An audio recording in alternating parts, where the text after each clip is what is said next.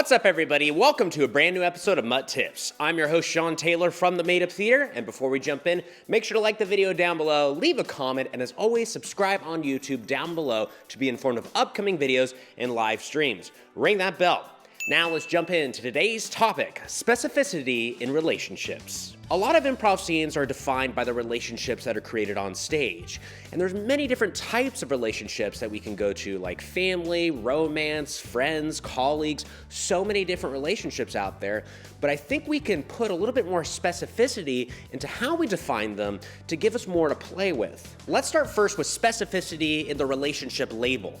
Because there's a lot of scenes where, we define the relationship and it's just like, oh, this is just a scene about friends. Or this is a scene about a mother and a daughter, or a father and a son, or a father and a daughter, or mother and a son. And if we just tack on a little extra detail into that defining label, then at that point we might have more to discover within the scene, just more information. It helps inform the past. Even though we're not talking about the past, the history between the characters on stage, we can very much feel it within the scene if we add a little bit more specificity into defining the relationship. So for example, instead of like a father and son, maybe it's a son and a stepfather, or a son and a father-in-law, or a son and an adoptive father. Those extra little layers can help inform the feeling between the two characters, and that's what we want. The relationship is oftentimes defined by the feeling, and the feeling drives the scene forward, it drives the dialogue, it drives the action. And something that helps inform the relationship and define it further is the specificity in your feeling, which I just mentioned because it's so important to have a feeling towards your scene partner. You can be in a scene where you have no clue who they are to you. It's like a stranger scene. You're like, oh God, I don't know who this person is. I don't have a relationship with them. It's just like two people, one person is selling shoes to you and you're buying shoes and you're like, oh shit. That happens sometimes. We have that moment of panic because we don't have like that relationship, so it can make it a little trickier, but just have a feeling towards them. And that can help define the relationship. Like maybe you start to act towards this, shoe salesperson. You start to act flirty with them because you're, attracted to them. Or maybe you're like, you start to be kind of stern with them because you need like the perfect pair of shoes right now because your life has been hell and you got advice from your therapist to get new pairs of shoes. It'll make you feel better. And that feeling, that direct feeling towards your scene partner, it informs the behavior, the dialogue, the actions. It's so beneficial. So always have a feeling. Like if it's a scene between two friends, we can gauge that these two are best friends or these two are like lab partners who are forced together based on the feeling that you show to each other. And last but not least, this goes hand in hand with feeling, but it's specificity in your reaction. Because boy howdy, reacting is the strongest thing that you can do with your scene partner. Reacting to what was just said or done.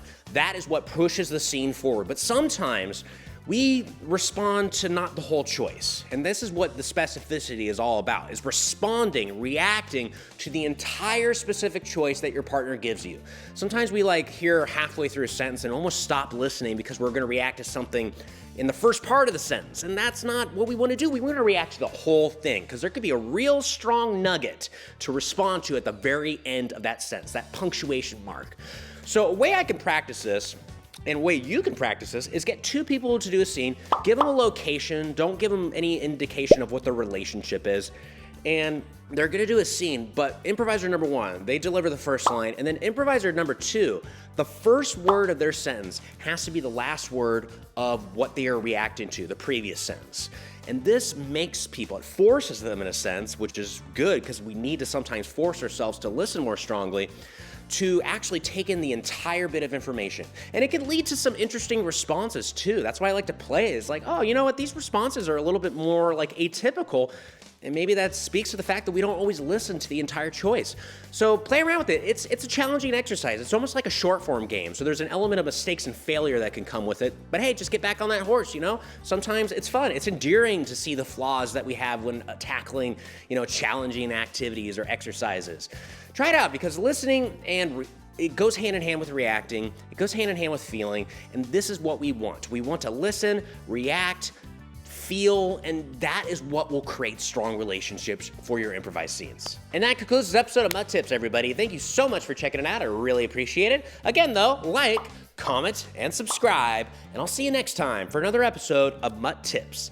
Bye.